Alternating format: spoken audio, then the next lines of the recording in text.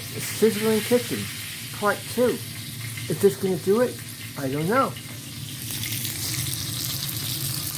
No. It's the chicken frying. I'm frazzling. That's frying. Now we're dropping a little hoisin sauce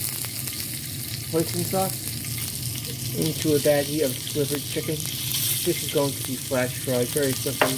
I've used char siu sauce, but it's not opened yet, and I'll take that along with me wherever my next travels go. A tiny little touch of sesame oil.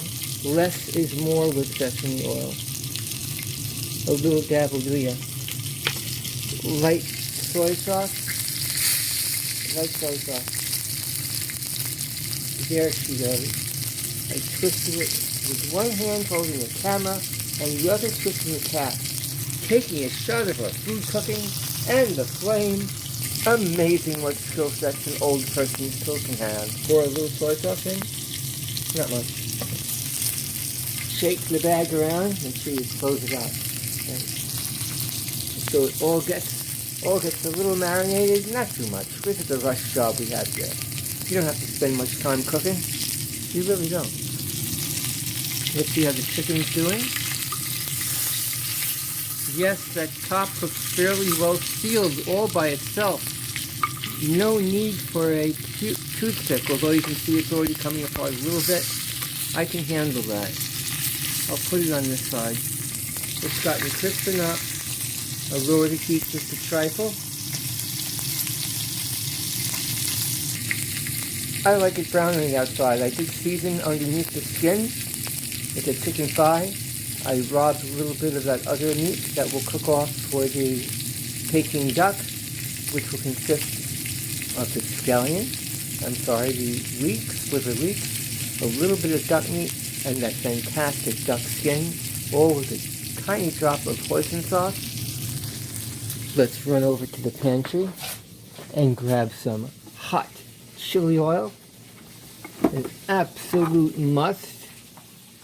A must for me for this dish. Heat gives a little bit of an extra dimension. Love that sound of the sizzle. And this is for a separate dish. It's nice to put on top of crackers or matzah with just a touch of salt. It's a form of gribbinage. If you want to kick it up a notch and add some color, you could fry off a little bit of red pepper. Otherwise, pretty simple. Some medium-dried cherry just to finish it off. Just cook off the raw alcohol flavor, and the cherry will add a lot. Just marrying dimensions of flavor. Oh my goodness, hold me down, I can't take it. Here's our chicken. Lovely chicken. Let's get all the sides cooked. We cannot be discriminatory to any particular side, north, east, south, or west, regardless of your melanin content. You're safe here at the Liberty Kitchen, and Ranger will watch your back. Alright, let's get the chicken back onto a separate plate, because that's for another day. But it sure looks good, doesn't it? We'll repurpose this oil, give a little sprinkle. See, that's almost how the professional food shows do. Let's get in frame. One of these has to be in frame. Let's not oversalt it. I'm really pressed for time. I have to slow down a little bit. And I am enjoying myself. Did feed Ranger, so I remembered that. I know that the master is supposed to eat first. It doesn't always work out that way. He still seems to be a fine companion and doesn't take advantage of me. Or think that he's in charge either. Because he's not. There it goes, all the chicken just got chopped in. I'm very careful about not cross-contaminating. I got the second best score in the cross-contamination, the license for a restaurant. So, the only one who did better than me was my instructor. Let us grab a spoon. Said spoon a little longer than I normally would want. Let's look for a shorter spoon. There's a nice spoon. Not quite like spooning, but the second best thing, and wooden spoons won't burn your mouth like the metal ones for taster. Now I'm frying this slowly. because I don't want to cook too much, but we're going to kick up the heat. We'll still get a little sizzle on it. I'm not coating it or anything like that. I just want to cook through. I really wish I had a char siu sauce. Cleaning off my spoon because I touched raw meat with it. I'm not using that spoon again. Avoid cross-contamination if you don't want to get salmonella. Salmonella is not your friend. Salmonella, know your friend. That's sit in its own heat. Turn off that flame. Here's a wrapper, slightly pre-soaked. A little bit of warm water helps. You don't want it boiling hot.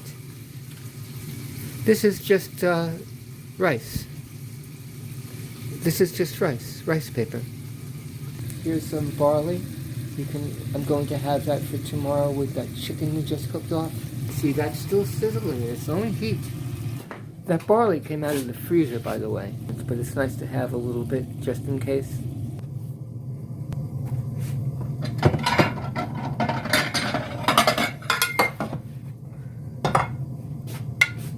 The chicken fat is going in, and the oils are going in for Ranger's breakfast for tomorrow. Ranger is on a low-fat diet. He doesn't get the exercise he must. He's over 12 now. It's winter out still. There's snow on the ground. He could use a little bit of oil in his system. He doesn't get a lot of abundance of oils. Although I do share some bone marrow bones with him. That's a good tongue twister. Bone marrow bones. 3 times fast. We have 2 wrappers.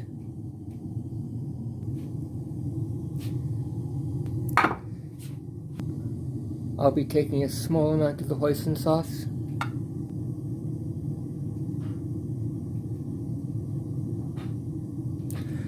We can dip it in more later.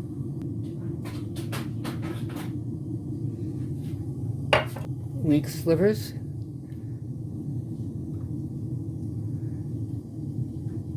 Put them in a nice little row.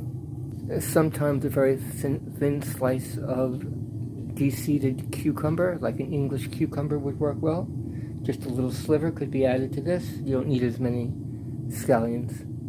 Usually the whole spring onion is nice, and you make a floret at the end of one and let it stick out. That's a nice touch. And then we have the skin. The duck skin, which is actually chicken skin.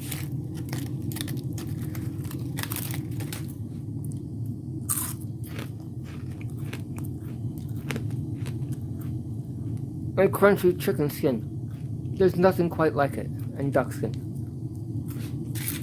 The expression used to be in the restaurant business, from tail to snout, nothing goes to waste.